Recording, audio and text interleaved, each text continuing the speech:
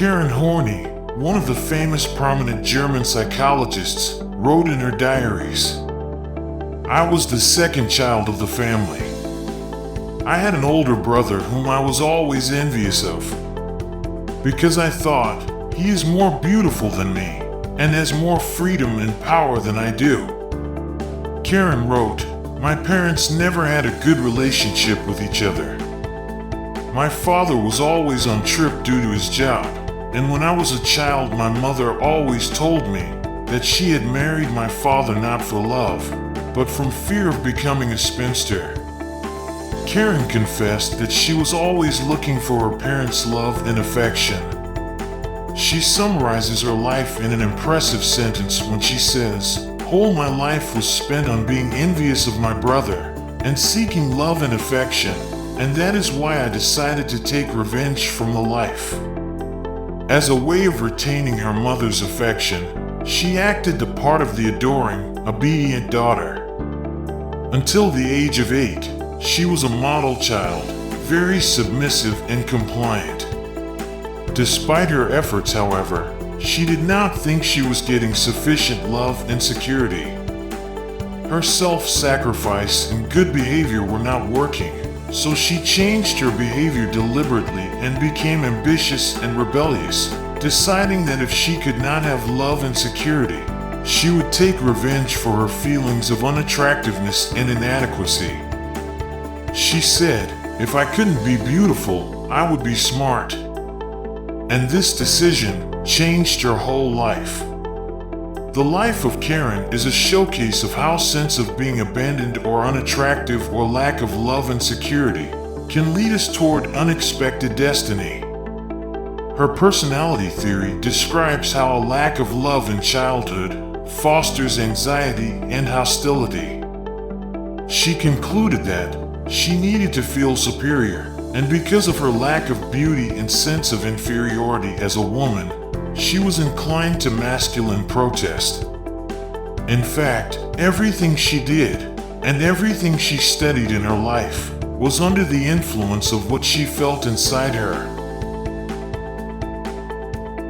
Alfred Adler, one of the great psychologists, talks about his childhood and his emotional experiences during his life. Dr. Dwayne Schultz, professor of University of South Florida, in his valuable book titled Theories of Personality, describes Adler's life as follows. Adler's early childhood was marked by illness, an awareness of death, and intense jealousy of his older brother. He suffered from a disease, which kept him from playing with other children. At age 3, his younger brother died in the bed next to his. At 4, Adler himself almost died from pneumonia. When he heard the doctor told his father, "Your boy is lost," he decided to become a doctor. Adler was always jealous of his older brother, who was vigorous and healthy and could engage in the physical activities and sports in which Alfred could not take part. In one of his memories, Adler says, "I remember sitting on a bench with my healthy elder brother sitting opposite me. He could run, jump, and move about quite effortlessly, while for me, movement of any sort was a strain and an effort." Adler felt inferior to his brother and to the other neighborhood children, who all seemed healthier and more athletic. As a result, he decided to work hard to overcome his feelings of inferiority and to compensate for his physical limitations. Despite his small stature, clumsiness, unattractiveness, and the legacies of his illness, he forced himself to join in games and sports. Gradually, he achieved a sense of self-esteem and social acceptance. He also developed a fondness for the company of other people and retained his sociability all his life.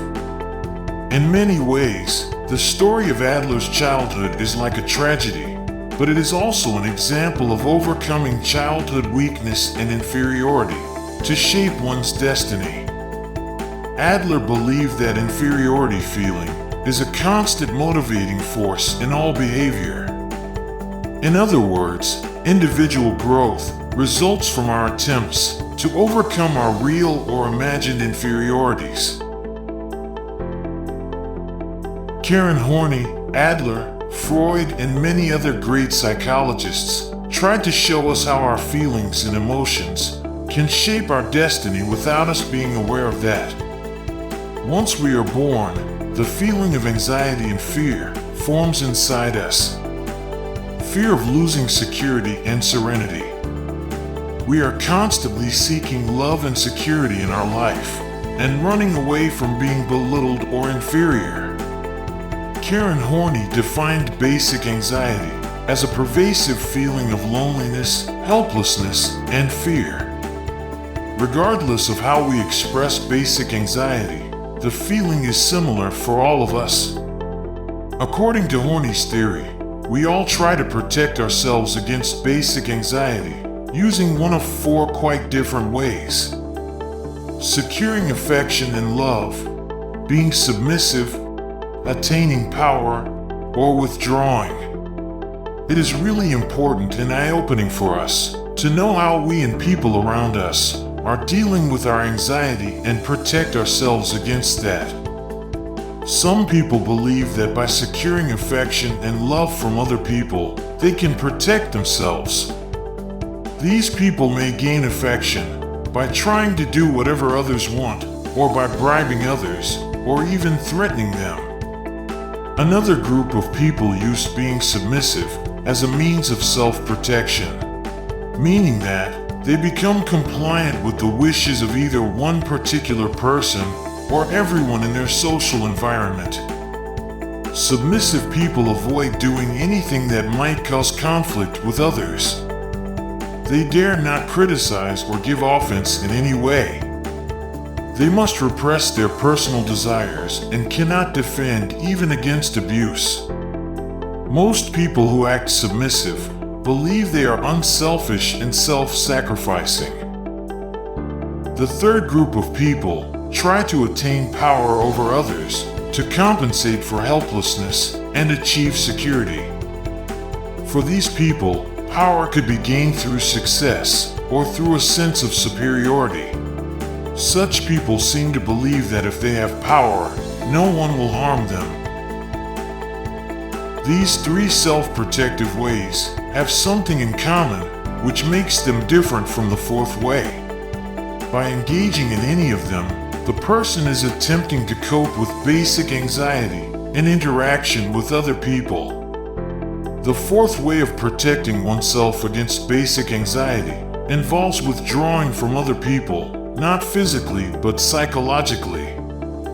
Such a person attempts to become independent of others, not relying on anyone else for the satisfaction of internal or external needs.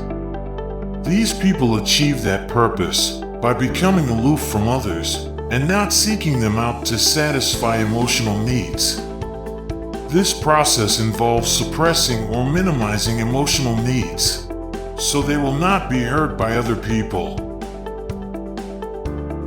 Based on the approach that people take to protect themselves against anxiety, they will end up choosing one of three different lifestyles for themselves. The first lifestyle is movement toward other people, which could lead to the compliant personality. The second lifestyle is movement against other people, which could lead to the aggressive personality. And the third lifestyle is movement away from other people, which could lead to the detached personality. Now, you are aware of the meaning of some behaviors or reactions that you or your acquaintances show in your social relationships. Out of these four different approaches or three different lifestyles, which one have you taken to deal with your anxiety in life? And to what extent do you think it is helpful for you and makes you able to achieve your goals?